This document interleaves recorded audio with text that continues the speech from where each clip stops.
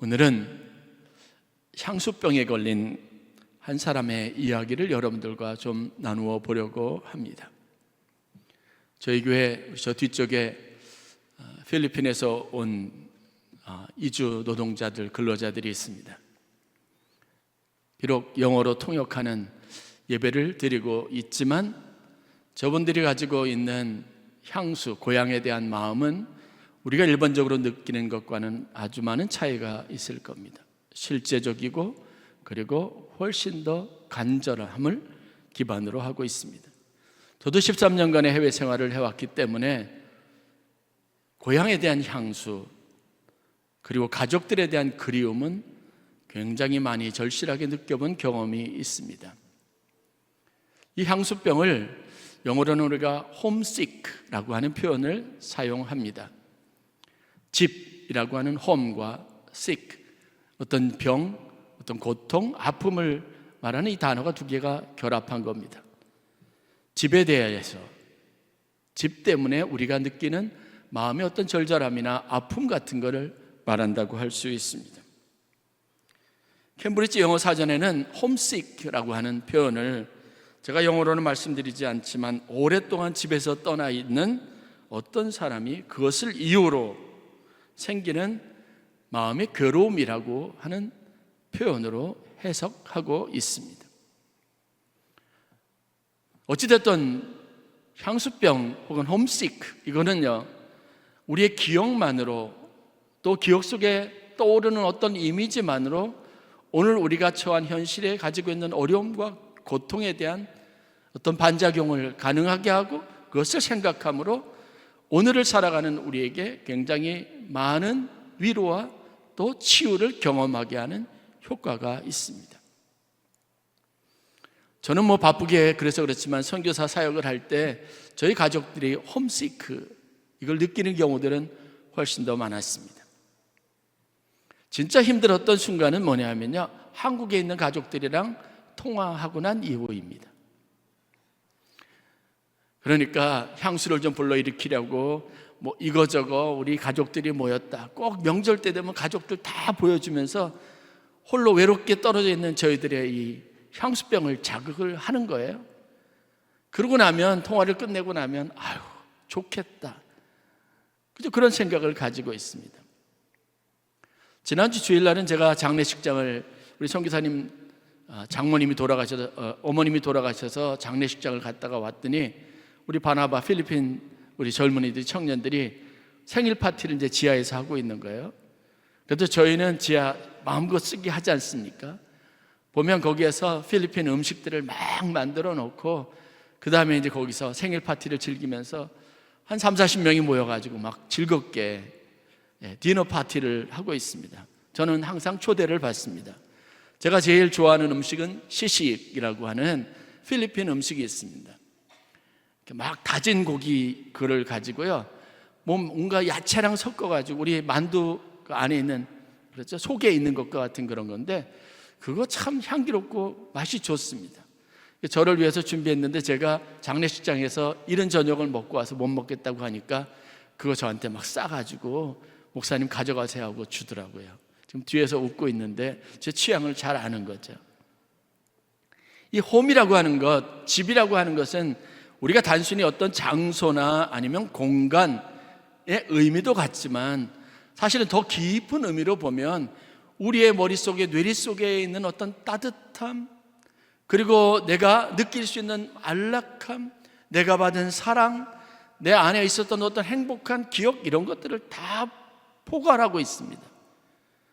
그래서 우리가 필리핀 우리 형제들을 위해서, 자매들을 위해서 하는 최고의 선교는 뭐냐면 저들이 고향에 대한 향수를 이곳에 와서 타국 땅에서 즐길 수 있도록 배려하는 겁니다.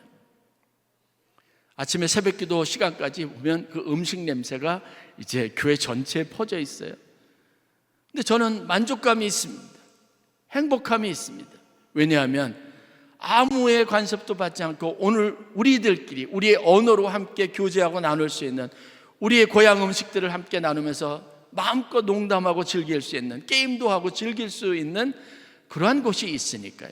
여기만큼은 필리핀이 아닌 대한민국 서울 송파구에 있는 오금동에 있는 한 특별한 별도의 구성된 장소지만 여기에서 우리는 고향을 향수하게 되는 겁니다. 놀라운 것은 하나님께서 이런 좋은 메모리를 우리에게 주시고 고향을 그릴 수 있는 마음을 불어넣어 주셨는데 그것이 가지고 있는 성서적인 의미가 하나님의 사랑에 더 본질적으로 깊이 닿을 수 있도록 하나님께서 하신다는 사실입니다. 그래서 이 고향을 그리고 본향을 사모하는 마음을 일컬어서 하나님이 우리에게 주시는 영혼의 울림이요 성령의 역사하심이라고 표현하기도 합니다. 삶의 자리가 어떻든 다윗은 아둘람의 그 깊은 절망의 굴에서도 캄캄하게 사울을 분간할 수 없는 상황 속에서도 그 마음에 하나님을 그리고 본향을 사모하는 마음을 가짐으로 그 안에서 가장 편안하고 가장 큰 위로를 경험할 수 있습니다. 자기 애를 죽이려고 찾아온 원수에게도 관대할 수 있을 만큼 그의 마음을 충분히 위로하시고 격려하시는 하나님의 축복이 있었다는 겁니다. 여러분 아십니까? 우리에게는 하나님이 예비하신 본향이 있습니다. 죄인으로 살다가 구원받은 은총을 경험한 사람은 그 하나님이 우리에게 부어주신 사랑의 깊이를 알고 그 경험을 가지고 삶의 매 순간마다 우리가 부딪힐 수 있는 현실적인 고통을 이겨내는 힘을 얻게 되는 겁니다. 하나님의 고향을 그리는 마음, 하나님이 우리의 마음에 주시는 이 향수병은 하나님의 놀라운 축복이자 우리의 인생에 부어지는 하나님의 은총입니다. 그것을 충분히 논증할 수 있는 스토리가 하나 있습니다. 오늘 우리가 함께 본문으로 읽었던 누가복음 15장에 특별히 세 번째 이야기로 기록된 탕자의 비유입니다. 예수님은 제자들에게 그리고 이 이야기를 꼭 들어야 될 몇몇의 사람들을 향해서 이 비유를 말씀하고 있습니다. 누군가 이 사실을 정말 분명하고 명확하게 알게 하고 싶은 마음의 간절함이 이 스토리 안에 전부 다 담겨져 있습니다. 우리가 잘 알고 있는 탕자의 비유 안에 있는 스토리를 한번 쫓아가 보면서 본향을 사모한다는 게, 하나님께서 우리에게 고향을 주신다는 게 얼마나 큰 축복인지를 함께 생각해 보고자 합니다. 자신의 선택으로 한 가정에서 안락한 삶을 살던 한 젊은이가 성경에 표현대로 둘째 아들이 냉혹한 현실에 내동댕이 쳐져 있습니다. 오늘 우리가 읽었던 본문 누가복음 15장 17절에 그 간절한 고향에 대한 향수 이전에 그가 처한 현실에 대해서 성경은 이렇게 표현하고 있습니다. 그는 재산을 다 탕진했습니다. 그리고 그가 돼지를 치는 들판에 있습니다. 그곳에서 그의 처지를 성경은 이렇게 설명합니다. 그가 돼지 먹는 쥐엄 열매로 배를 채우고자 하되 그것마저 주는 자가 없었다라는 말씀입니다. 먹을 것이 없어 배가 고픈 그 가련하고 불쌍한 젊은이에게 그나마 돼지들이 먹는 쥐엄나무의 열매도 주려고 하지 않습니다. 우리가 뭔가 가졌다고 생각할 때는 세상 사람들이 우리에 대한 관심도 보이는 것 같고 우리에 대한 어떤 존경심 아니면 우리에게서 무엇인가 얻으려고 하는 것에서 그냥 스스로 자원해서 우리와 우리의 관계 안으로 들어오지만 우리의 잘못된 선택이나 그것으로 인한 어려움을 겪었을 때 세상은 너무나 냉혹합니다.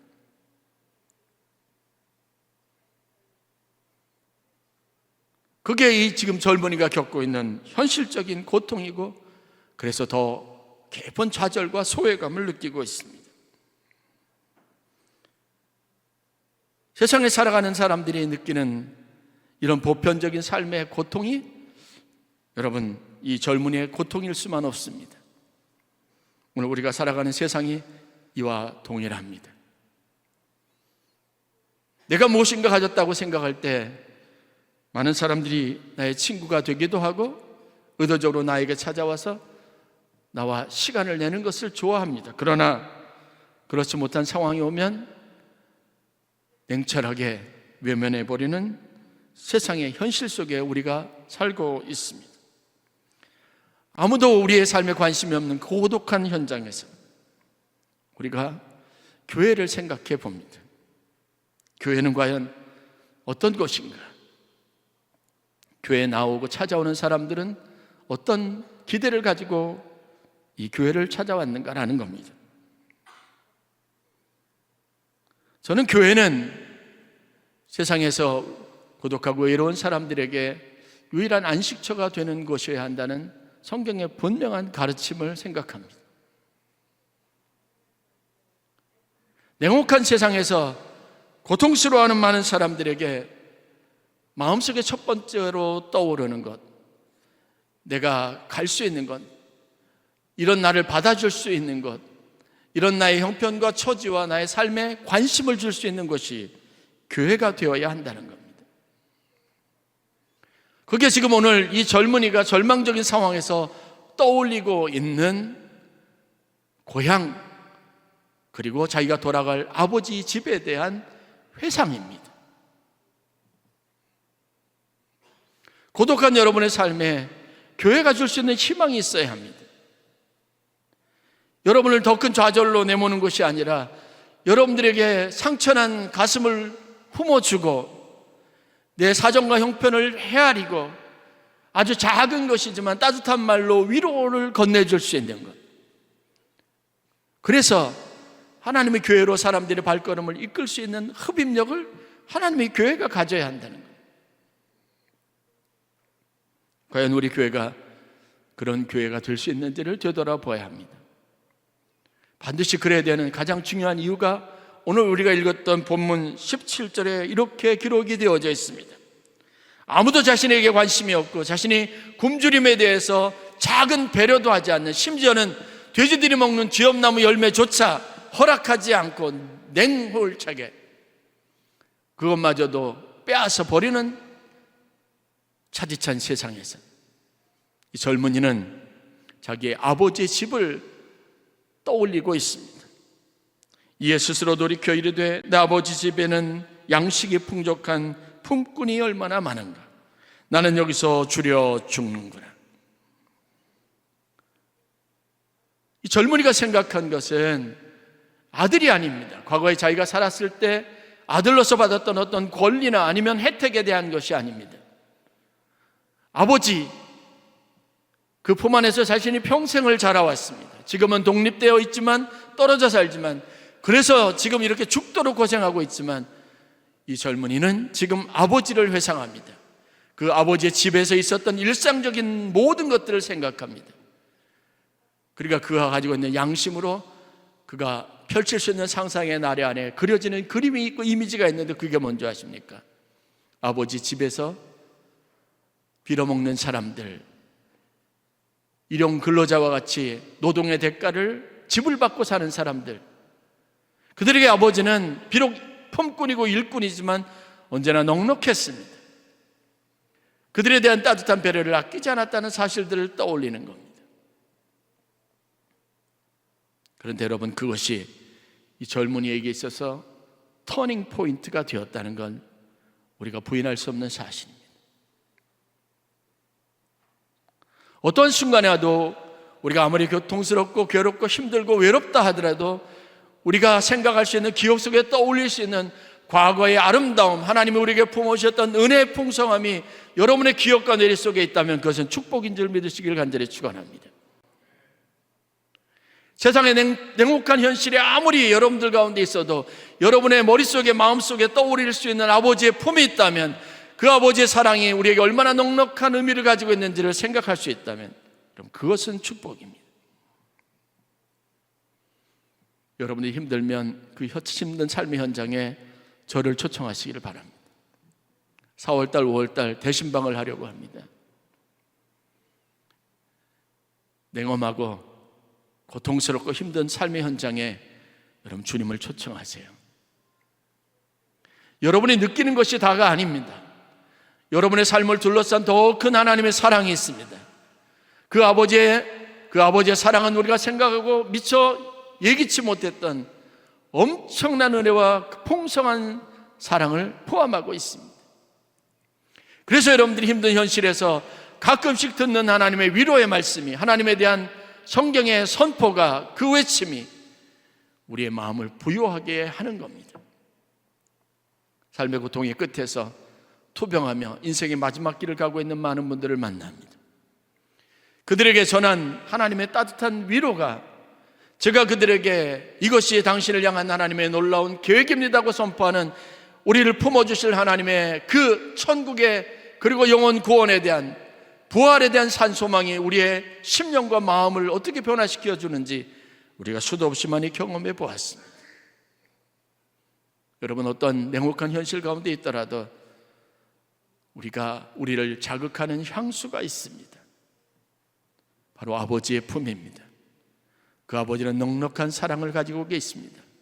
그를 찾는 자에게 누구든지, 어떠한 형편에 있는 사람이든지 그에게 베풀어줄 넉넉한 사랑이 있다는 사실들을 떠올리는 여러분들이 되실 수 있기를 바랍니다.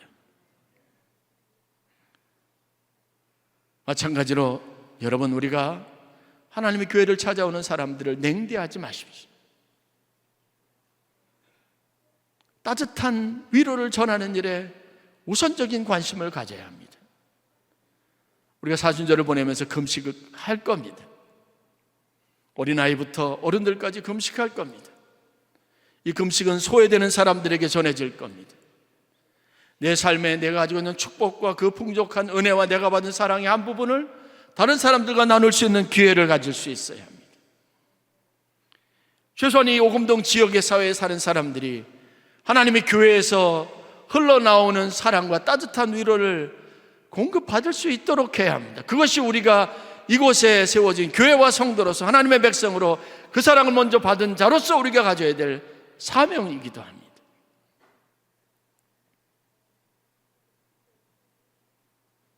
우리가 아무리 개인적인 관계 속에서 교회 공동체 안에서 겪는 여러 가지 많은 다이나믹한, 또 갈등과 같은 부정적인 감정들이 우리 안에 있다 할지라도, 하나님의 공동체 교회는 사람들이 다 찾아올 때, 그 머릿속에 회상할 때 늘 언제나 따뜻하고 아름다운 이미지로 보여질 수 있어야 합니다. 의도적으로 힘을 써서 억지로라도 우리가 그 사랑을 여러분들에게 나누어 주기를 원한다고 하는 메시지를 세상에 흘려보낼 수 있는 준비가 되어야 합니다. 이 기억이, 고향에 대한 향수가 이 아들을 살렸습니다. 오늘 우리가 읽었던 바울의 로마서에서 사람들이 일반적으로 가지고 있는 이 향수와 같은 이 소망이 가지고 있는 가치를 다음과 같이 설명합니다. 로마서 5장 5절 말씀입니다. 소망이 우리를 부끄럽게 하지 아니함은. 바울은 분명하게 말합니다. 하나님께서 우리에게 주신 이 소망이 결코 우리를 배신하거나 우리 스스로를 부끄럽게 하지 않을 것이라고 말합니다. 그 근거가 무엇인지를 이어서 말합니다. 우리에게 주신 성령으로 말미암아 하나님의 사랑이 우리 마음에 부은 바 되미니. 이어지는 7절 말씀입니다. 우리가 아직 죄인 되었을 때 그리스도께서 우리를 위하여 죽으심으로 하나님께서 우리에 대한 자기의 사랑을 확증하셨느니라. 자격이 없다고 생각하는 사람, 죄인들, 심지어는 아버지의 재산을 미리 받아서 그것을 탕진해버리고 아버지에게 심각한 정신적인 물질적인 피해를 가져다 준 이 아들이라 할지라도 그 아들을 아들로 여기고 사랑하는 아버지의 사랑은 결코 잃어버려지지 않는다는 사실을 알아야 합니다. 하나님이 우리를 향한 사랑도 역시 동일합니다. 우리는 우리의 행위를 따라 우리의 스스로의 자격을 정하려고 합니다. 이 아들이 스스로를 아들이 아니라 품꾼으로 여겨달라고 하겠다고 마음먹었던 것처럼 우리가 한 행위로 우리는 죄인이라고 스스로를 생각할 수 있습니다. 아니, 천국에 들어갈 자격이 없다, 하나님의 심판대 앞에 섰을 때 우리가 얼마나 부끄러울까를 염려하지만 여러분, 너무 걱정하지 마십시오. 바울이 말하고 싶었던 진실이 뭔지 아십니까? 그것은 아버지를 모르고 하나님의 사랑의 본질을 모르는 우리의 부분적인 판단이라고 분명하게 말하고 있는 겁니다. 우리가 어떤 소망을 갖든 아버지의 품을 그리고 본향을 그리고 사모하는 그 마음은 하나님이 절대로 배신하지 않습니다.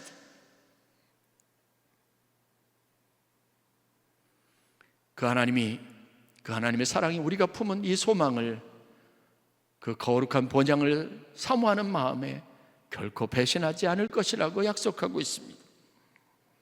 나라를 잃어버리고 포로로 잡혀가는 현실적인 고통에 직면해 있는 이스라엘 백성들에게 하나님이 자신의 마음을 드러내 보이고 싶었습니다.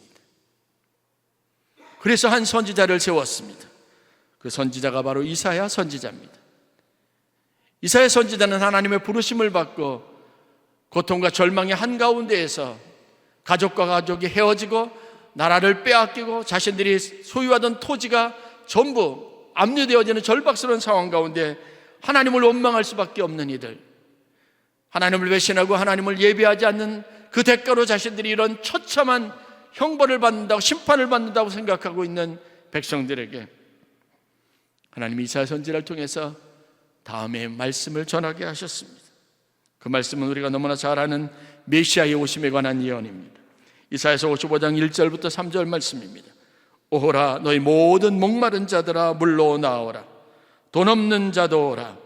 너희는 와서 사목되 돈 없이 값 없이 와서 포도주와 젖을 사라. 너희가 어찌하여 양식 아닌 것을 위하여 은을 달아주며 배부르게 하지 못할 것을 위하여 수고하느냐. 내게 듣고 들을지어다. 그리하면 너희가 좋은 것을 먹을 것이며 너희 자신들이 기름진 것으로 즐거움을 얻으리라. 이어지는 4절의 말씀은 너희는 귀를 기울이고 내게로 나와 들으라. 그리하면 너희 영원히 살리라 라고 하는 말씀을 주셨습니다. 여러분, 이 말씀이 가지고 있는 의미, 우리가 가져야 될 믿음, 하나님 앞에 품는 거룩한 본향을 향한 소망을 가볍게 여기지 마십시오. 둘째 아들 탕자에게는 그 기억이 그를 살리는 힘이 됐습니다. 무슨 기억입니까? 아버지가 어떤 분인지를 아는 그 마음과 기억입니다.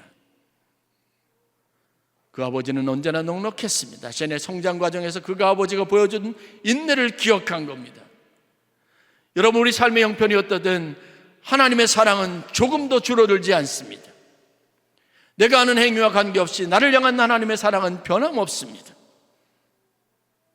단지 하나님 앞에 나아가면 좋은 것을 주실 겁니다.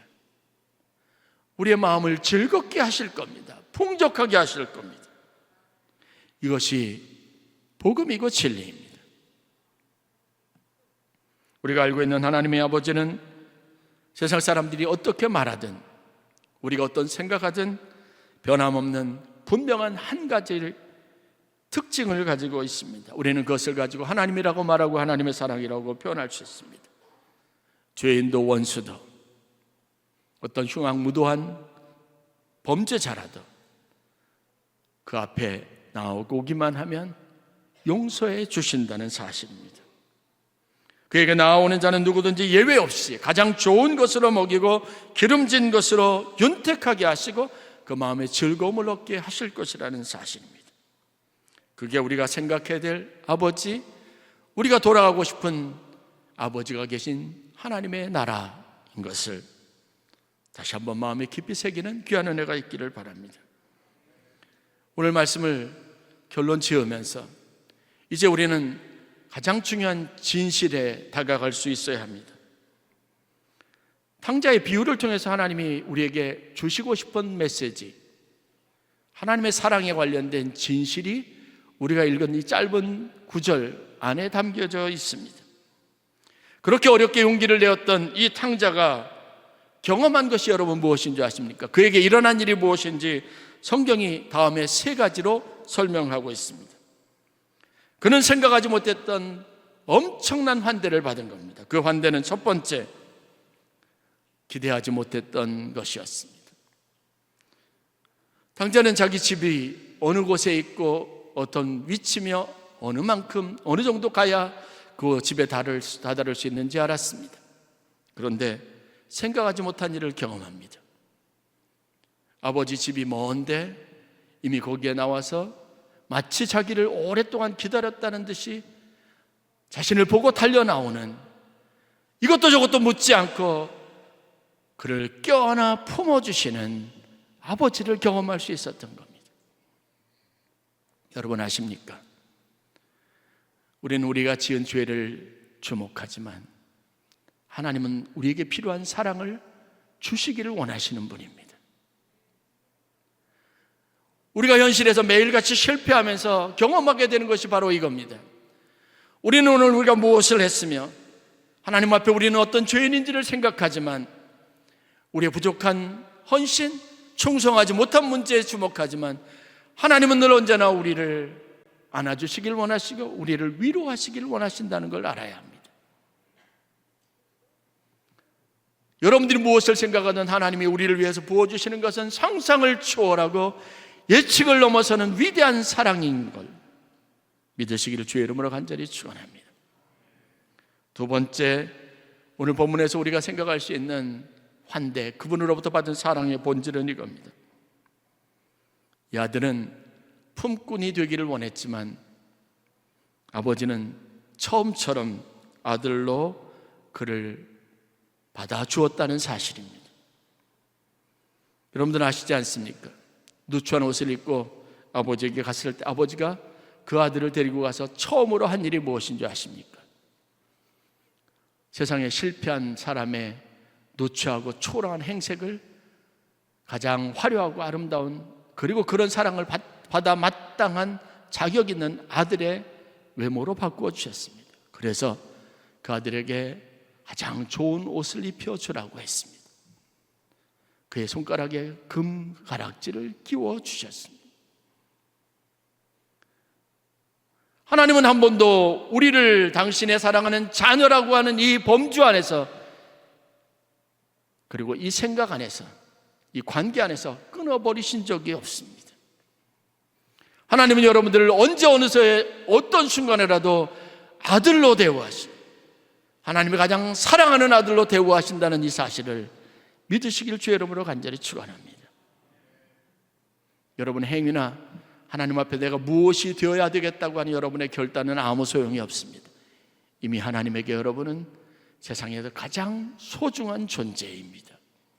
오히려 초라한 우리의 자의식에 하나님께서 더 고귀하고 아름다운 것으로 덧입혀 주시는 분입니다.